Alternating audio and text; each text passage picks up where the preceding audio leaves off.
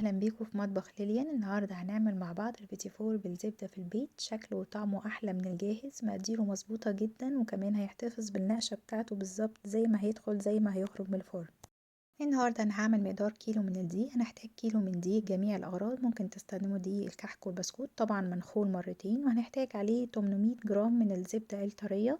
كل ما كان نوع الزبدة حلو كل ما طعم البيتي فور هيبقى حلو. وهنحتاج 200 جرام من السكر الباودر، لازم طبعا ننخله كويس. وهنحتاج على المقدار ده 3 بيضات. البيض بتاعي كان كبير، لو البيض بتاعكم صغير هنحتاج 4 بيضات. وطبعا هنحتاج فانيلا.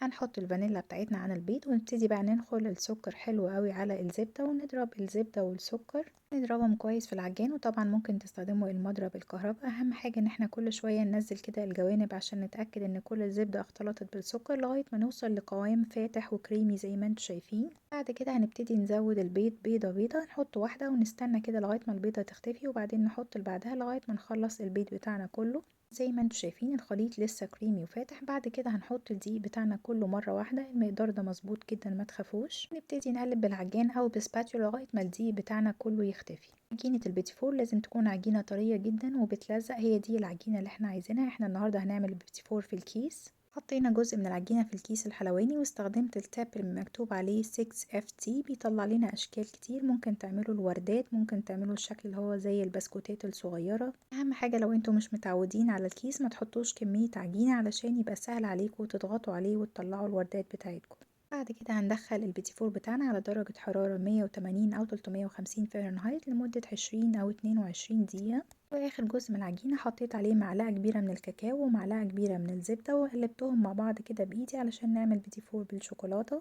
وسوينا كل الكمية بنفس الطريقة. بعد ما البيتي فور بتاعنا بيبرد خالص نبتدي بقى نزوق ونشكل فيه. زي ما انتوا شايفين التسوية بتاعته مظبوطة جدا. النهارده انا هحشي البيتي فور بتاعنا بالنوتيلا البيضة والنوتيلا الشوكولاتة، وطبعا ممكن تحشوه بالمربى زي ما تحبوا. جهزنا شوكولاتة سيحناها، شوكولاتة بيضة وشوكولاتة دارك، ونحشي كل البيتي فور بتاعنا. وبعد كده نغطسه في الشوكولاتة ونزوقه بقى بالمكسرات مطحونة، ممكن تزوقوه بجوز الهند، ممكن كمان سبرينكلز، اي حاجة بتحبوها. حاولوا كل شكل من اشكال البيتي فور تزوقوه بطريقه مختلفه عشان يبقى عندنا تشكيله حلوه كده من البيتي فور. وعاوزه اقول لكم ان مقادير البيتي فور ده نسبه السكر فيها مش عاليه قوي، فبتبقى مناسبه قوي ان احنا نزوقها بالشوكولاته. مش هتحسوا ان هو مسكر زياده عن اللزوم بعد ما تزوقوه. بعد ما خلصنا كل الكميه دخلوها التلاجة 10 دقايق كده، وبعد كده البيتي فور بتاعنا جاهز ان احنا نشيله في علب بلاستيك او نقدمه على طول. جربوا تعملوه بالطريقه دي وقولوا لي رايكم. ولو عجبكم فيديو النهارده ما تنسوش تعملوا لايك للفيديو وسبسكرايب للقناه، واشوفكم في وصفه تانية.